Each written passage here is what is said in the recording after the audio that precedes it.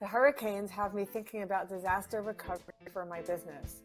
Is what we already have in place enough?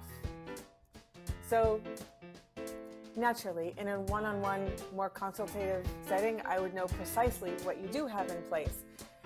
And I'll give you my perspective as a CFO, right? There are other people with different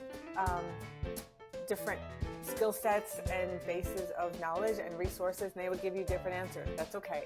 So from the point of view of what's in Jamie's brain, make sure you have property coverage if your business requires a physical location and if you own a physical location, physical assets. Consider business interruption insurance. Yes, it exists. A number of years ago when I was working at a CPA firm, there was an issue with the internet or phone lines or internet and phone lines, whatever it was. We were pretty much locked down for days. And there was a significant financial cost to the firm because of that.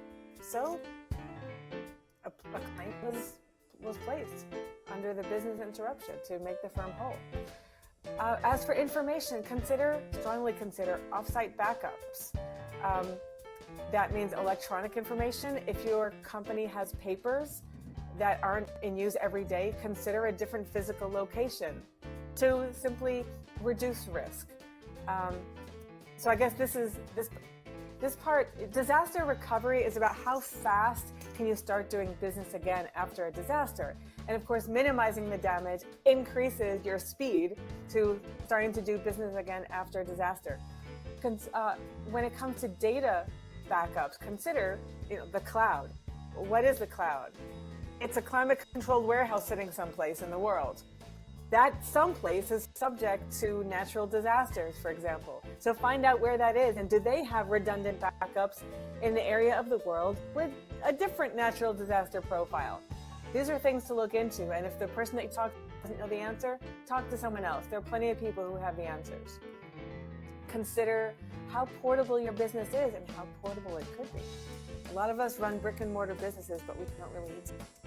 And case in point, if you've noticed that this background is different from the background of all other Ask a CFO live shows, that's because we have evacuated from our home office, our home/office in Naples, Florida, to the home of a very good and very generous friend in Knoxville, Tennessee.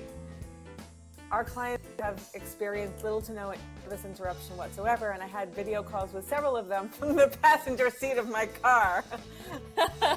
On schedule, delivering the cash flow forecast.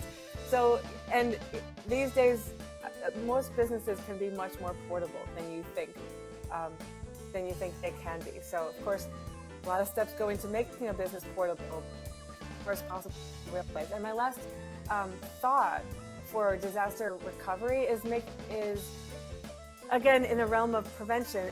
If your team of employees, contractors, clients, key suppliers, if they are geographically diverse, and instead of all being within a 5-mile radius of your place of business, then that, I mean, gosh, if that's not the best disaster recovery plan, I don't know what is, because everybody can keep trucking because it reduces the risk, eggs being in one basket.